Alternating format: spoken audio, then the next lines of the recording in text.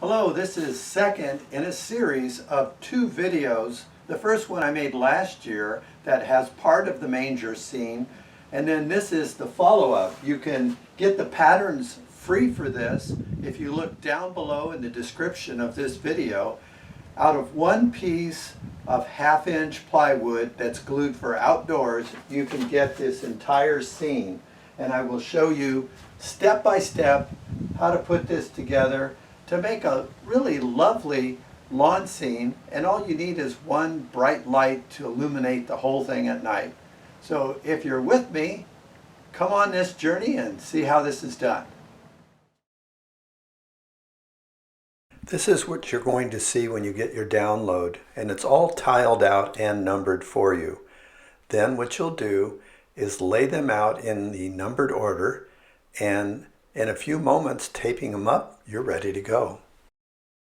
The pieces lay out here perfectly and are easily taped together.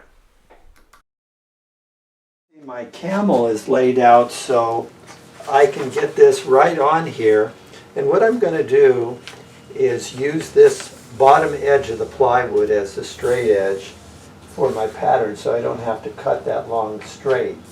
In order to hold it in place, I'm going to use a little bit of this blue tape. You may come up with a method that works better than this, but this worked well for me last year, and you can see some of that work online.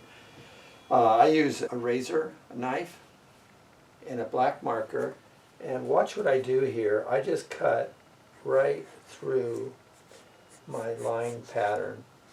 So what you're going to see here is I first cut, and then I go back and look at the line and then put a dark marker line over the cut line. Now I have the entire pattern laid out in black marker and I'm ready to cut. I'm going to lay a couple of pieces of lumber underneath the plywood now.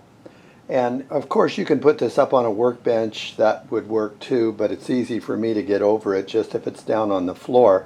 So I'm going to lay that down, and then I'm going to make a mark right here on my pattern where the lumber goes underneath so I won't accidentally cut into the supporting pieces. I'm going to use some of these Diablo jigsaw blades. They're 20 teeth per inch, very fine teeth. That'll give me a clean cut, and I wanted to have some nice sharp blades to start with. I've got 2 batteries charged up for this DeWalt, so I'm ready to go. The key to good jigsaw work is a good, strong down pressure, and then turning slowly as you get into those tight spots.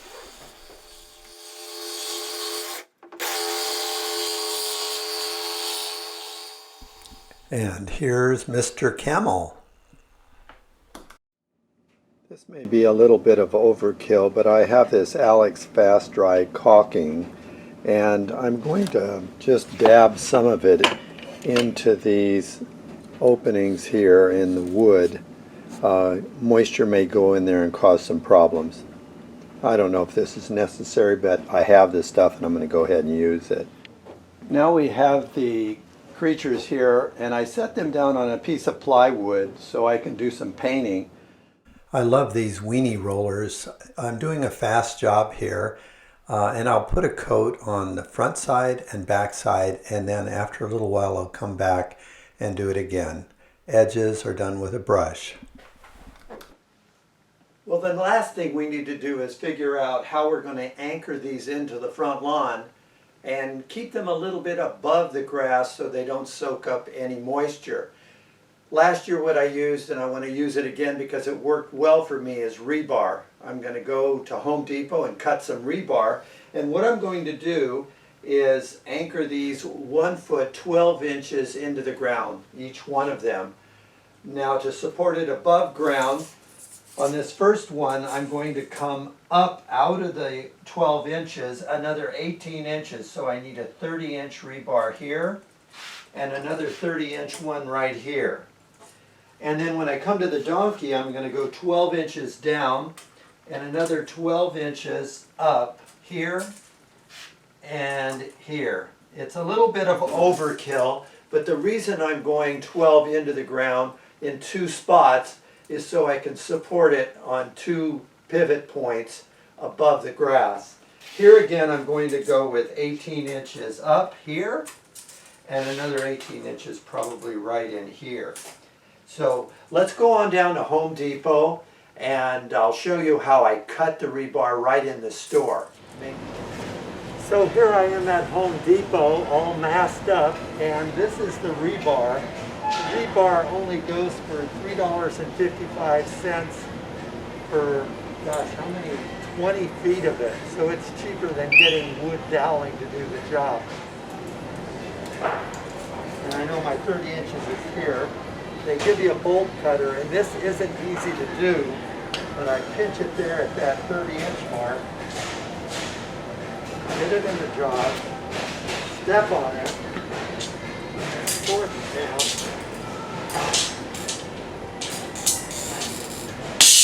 Now take a look at my setup. I have this hanger iron. I called it galvanized pipe strapping.